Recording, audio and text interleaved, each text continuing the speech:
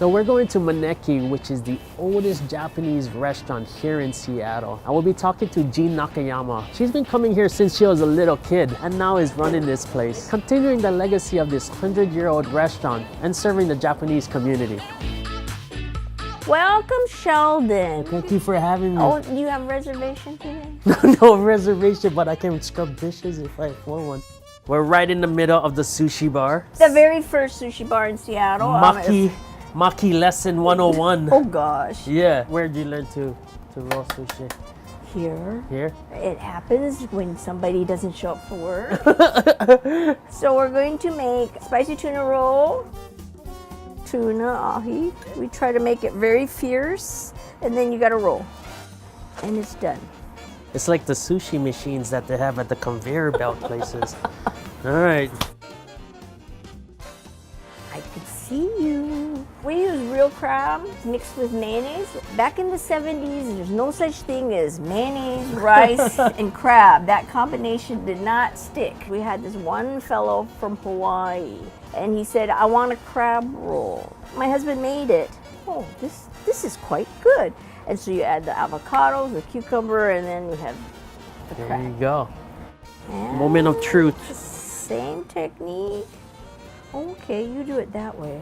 What's going on? No, that's good too. That's good too. Wonderful. I need to go spend some time in Japan. Look at that. Just make 100 of them in an hour, and you'll get it. I promise really next time good. I come back.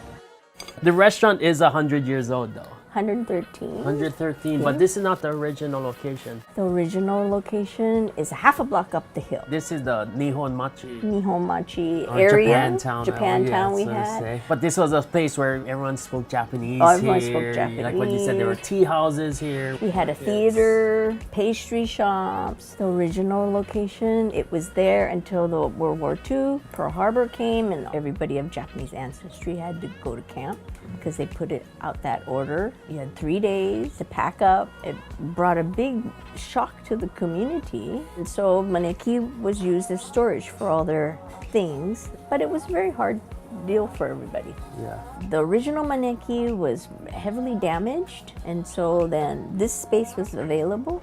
Mr. Sato decided to just stay in this spot. We are going to do a sukiyaki. So sukiyaki is basically a very family-oriented dish, kind of influenced from after the war because of the meat and the tofu and the vegetables. Pretty much what was available. What was available, yeah. Tofu, napa cabbage, sliced onions. Udon noodles is pretty much something that the Osaka area would use. But we have these clear noodles, and these are potato starch noodles. Yeah, I love the contrast between that. And then I have some sauce, soy sauce, sake, sugar, dashi. The beef needs to be sliced very thin, then it goes on top of the sukiyaki. So the next one we're going to do the sakana dinner. The sakana dinner is like a fish dinner. Yeah. And in Japan, they have like these dinners where you have soup, rice, a protein, pickles, and then maybe another side dish. And we've had this on the menu since post-war. It's still one of the favorites. This is a half a saba. Make some little slits here because when you broil it, it goes poof. All right. Sprinkle the salt. Yes.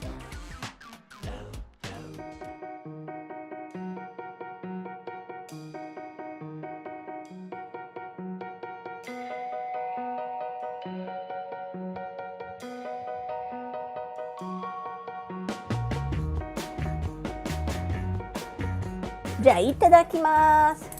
Itadakimasu in Japanese is like, what a wonderful spread, let's dig in. May I? No, you first. You're trying to respect the elders. I'm not that old. I'm only 95. I'm not, don't worry. I was like, you do look good for 95. Show me the way. We started off with the sukiyaki.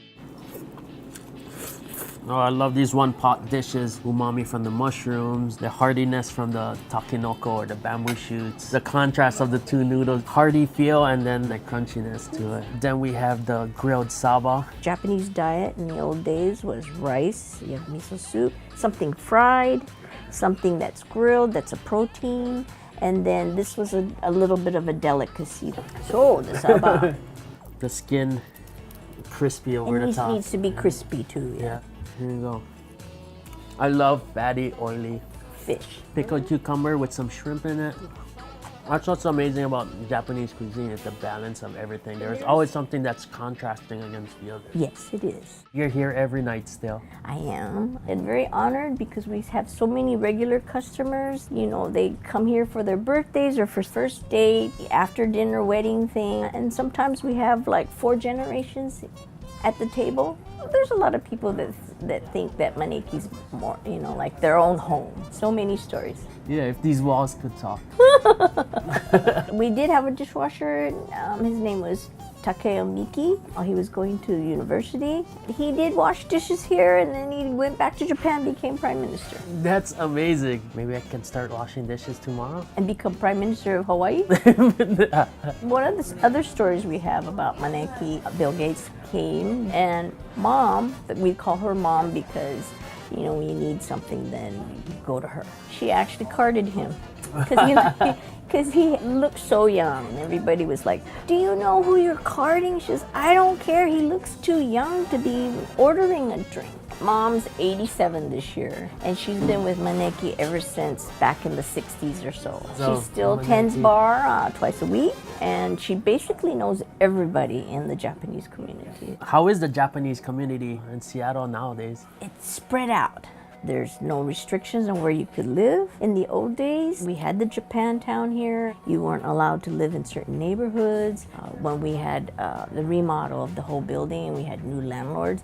And my husband wanted to continue Maneki because he thought it was very important to keep Maneki as an identity for the Nihonmachi, the Japantown, and everybody who's had dinner here in the past. To move on from that dark period too. Right? Yes, yes.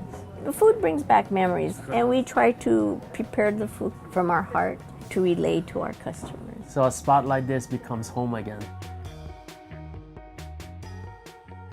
It's a food truck that's serving up Native American cuisine, the only one in Seattle. We'll be talking to Mark, who is celebrating a dish called fried